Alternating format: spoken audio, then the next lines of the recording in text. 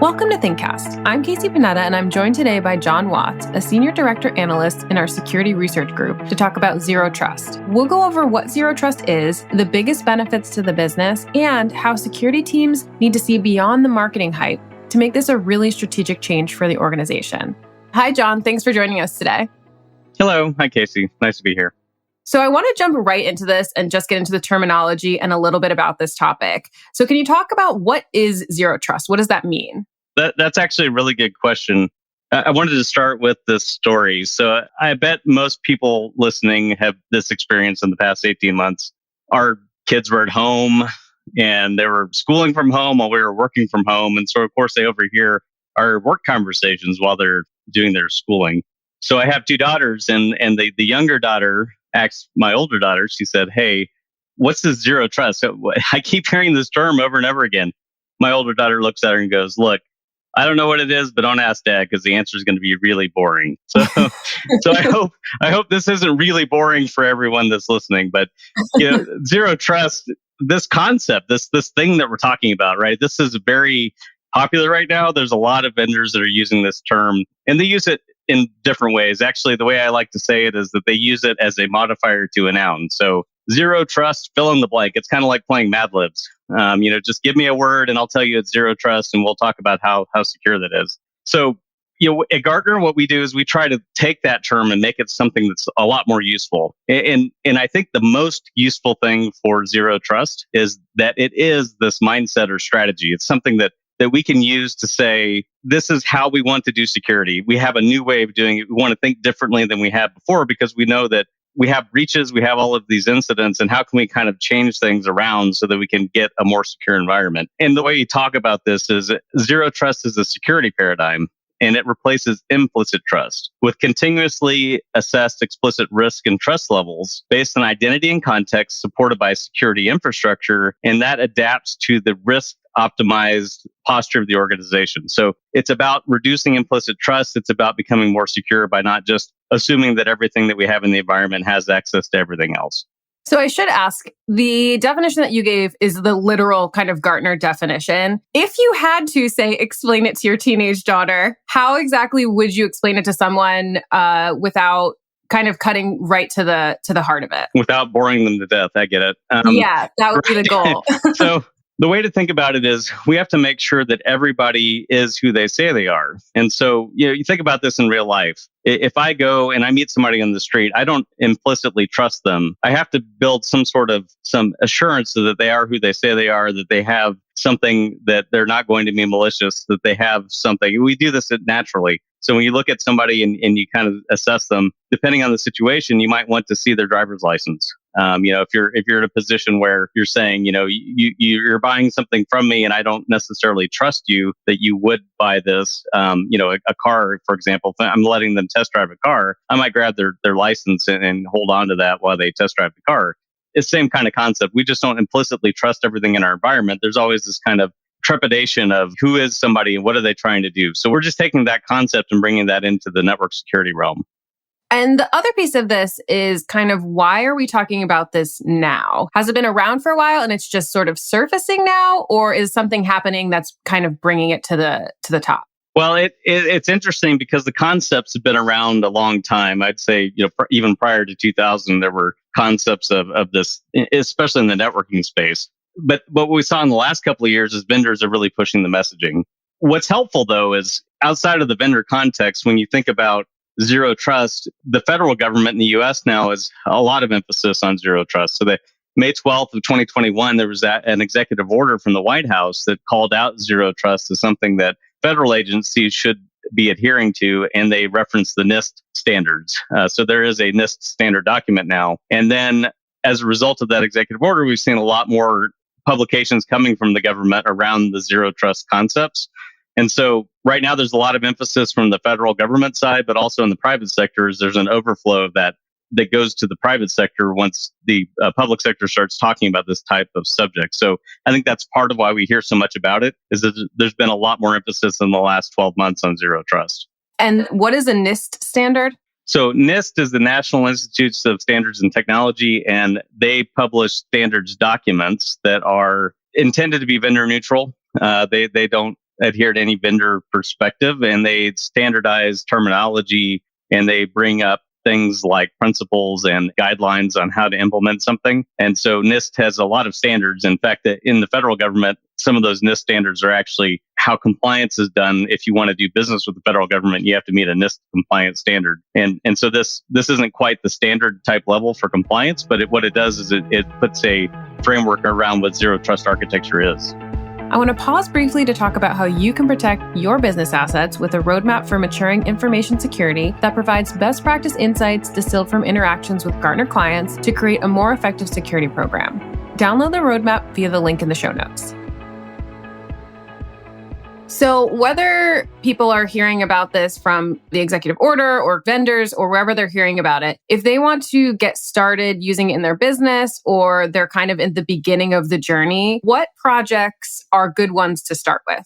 My advice would be don't start with a project. What you want to do is you want to start with a strategy. So first thing to do is to talk about what it is you're trying to do with zero trust, come up with that strategy, and then that strategy really would lay a foundation. And the foundation of zero trust is going to be built on identities. So for example, if you have an identity provider and you can attribute who somebody is through that provider, that's very foundational to the zero trust philosophy. In fact, a lot of the zero trust concepts and the security policies are built around the concept of an identity and knowing who somebody is with some assurance and being able to add context to that and say, if we don't know who somebody is, maybe we can add another level of assurance. And that should be driven by your asset and your asset resource sensitivity. So the asset visibility piece, understanding your sensitive data flows plays in here as well, because when you're looking at what it is they're trying to access and who it is that's trying to access it, that makes up your zero trust security policy. So all of that becomes foundational to trying to build a zero trust architecture within an environment. Now, once you've done that, then you start to talk about the project. So maybe you need a project to shore up identity, or maybe you need one to come up with your asset visibility and the sensitive data flow outside of the house. If you have a reasonable assurance those things are in place, there are a couple of projects that we would recommend.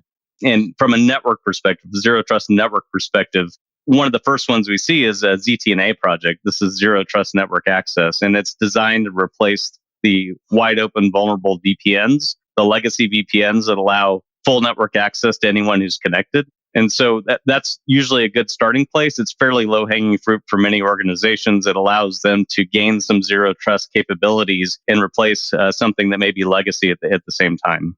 So we've been focusing a little bit on what it is, but a lot of what we want to talk about on ThinkCast is how it affects the business and what are the benefits to the business of using this technology and engaging with this idea. So what are the biggest business benefits? First and foremost, risk reduction is really the goal. If you think about what you're trying to do, you're reducing that implicit trust. So we talked about that early on. Implementing zero trust technologies based on the identities and sensitivity of the resources limits the amount of damage that can be done. If you think about, malware infections, how they come in, zero trust may not stop the initial infection. So if you get a phishing attack and somebody sends you a link and somebody clicks on that link, their workstation very well might be infected by that. But with a zero trust strategy, you can start to limit what that damage looks like. So maybe that endpoint now only has access to a few things. Maybe it can't move laterally on the network. So that risk reduction is one of the biggest benefits of zero trust. Then, of course, in IT world, we've talked about least privileged access for a long time. This is really applying those least privileged access concepts. So this isn't anything new. Most people understand the least privileged concept. And then, of course, if we do this right and we implement the technologies and we make them transparent to the user, it could actually improve their user experience. So rather than dealing with a problematic VPN that is always prompting for access, or maybe it's something that's hard to use, some of these solutions could be very seamless or transparent to the user. So that would probably be the third benefit of doing something along these lines. So I imagine when you try and start this with the strategy, there can be some bigger technical challenges. What are the executives who lead this? And I'm not sure if that would be the CIO or the CISO, but what kind of technical challenges can they expect? Well, I think the biggest roadblock that any organization faces is their technical debt. And what I mean by that is in the zero trust world, you typically want to authenticate and authorize every access, every transaction. So every user device that accesses the network would need to be authenticated and authorized to access another resource that's on the network. And the legacy applications, oftentimes those are hard-coded passwords, for example, or they're running older operating systems, and maybe they don't even support some of the technologies that are required to implement this zero trust approach or architecture. And this is where you start to think about how to deal with those exceptions. Back to the strategy piece and why strategy is the important part to all of this. If you build a good strategy and you have these principles in place and you can think about how you want to do zero trust, then you can start to plan for these exceptions and say, look, we have this legacy environment, or maybe it's say, an example, a manufacturing environment that has OT devices that can't be modified or changed in any way. You can start to build what are called enclaves. And the NIST zero trust architecture document talks about these enclaves. And basically, you build out environments that are not participating in zero trust, but they could be controlled through a security gateway to limit their exposure and risk. So dealing with those legacy exceptions is probably the biggest roadblock. And how do you fit all of those into your plan? And is there a way you could do that without necessarily disrupting your overall zero trust goals? A little bit earlier in the interview, you talked about vendor hype. And I know this is mentioned in our research as well. But how do security teams who are looking at these challenges, looking at this strategy, how are they moving kind of beyond that hype and really getting to the crux of the technology? I think it starts with the strategy, and it starts with building that based on vendor neutral resources. And if you start to talk with vendors, they will steer you towards what they do best for obvious reasons. And so coming up with these plans and decisions based on business context and what it is you're trying to accomplish, and maybe even the business outcomes of what you're trying to do. So, for example, if you've had an incident and you realize that there was a relatively easy way for that malware or ransomware to move within an environment, starting with that as your focus is how do we limit this in the future? Are there ways that we can improve this? And then building a strategy around that. Once you have that in place, then you go talk to the vendors. So then you can start to rationalize and say, does this vendor actually solve my problem, or are they solving a different problem that I don't have? And that's how most teams approach it. And that's what I would suggest, is to start out with your strategy and business goals and then move towards what vendors are doing to see if they can actually help you solve those problems. Let's take a quick break to talk about how you can learn more about security and risk, prepare your organization to adapt through disruption, navigate risks, and prioritize security investments. Find out what works when quantifying risk and take the next steps toward greater agility at Gartner Security and Risk Management Summit. Learn more by visiting Gartner.com. I always like to ask a question when I have our security analysts on, full well knowing what the answer will be. But do you think anyone will ever achieve 100% zero trust? I would say no, because I never say that anybody's ever 100%, which I'm sure you hear a lot, but I think that's accurate. What I would say is that most organizations may never get to 100% zero trust because of some of those things we talked about with legacy systems, or the fact that there may be things that need to have implicit trust around the network to operate. And so I think when you think about it, though, it's not so much that 100% zero trust and the idea that you could never get there should stop you from even trying, because there's a lot of value in actually implementing a lot of the things we talked about. So if you think about getting your identity systems and processes to be better, if you think about how you can improve the overall asset visibility and the overall data flow sensitivity understanding of how data flows and how it should be protected, if you think about some of those implicit trust reductions that we would make in a zero trust environment, there's a lot of value to be gained even just by trying to get to a zero trust architecture over time. So I don't think it's that 100% is the goal, but I think it's definitely that you want to start this process so you can implement better security controls and really make progress towards a better security model. So some of what you do as an analyst is engaging with clients and talking to them about their specific concerns. So what are you hearing from the marketplace and from different areas on zero trust? Well, yeah, definitely that's sorting out this hype, because they get a lot of messaging from the vendors about zero trust and what does it really mean. And so they're trying to figure out what it is they really should be doing. I'll give you an example. So, I've talked to clients about other things, other realms that may not be considered zero trust. So VDI is a great example. Not really tagged as zero trust by many vendors, but VDI in and of itself provides some good security controls and can provide some ability to do some of these zero trust principles. And so I think when you think about zero trust and this hype and all the vendors, and you start to look back and say, okay, what is the strategy? What is our goal? If you look at something like VDI and say, our principles are always assume a breach, least privilege access. Let's make sure things are encrypted and secured and that we have data security. VDI can accomplish a lot of those things depending on how you implement that. And so even though it may not be branded as this zero trust thing, it might actually achieve your zero trust goals. So when we talk to clients, we're talking through these issues and saying, maybe you don't have to rip and replace everything you've invested in this particular technology just to go to this new one that's branded zero trust. And I think that's a good conversation to have. And it's also one that I think internally is a good one to have within organizations. So one term that we had talked about during prep for this was SASE. Can you explain how that is related to zero trust and what it is?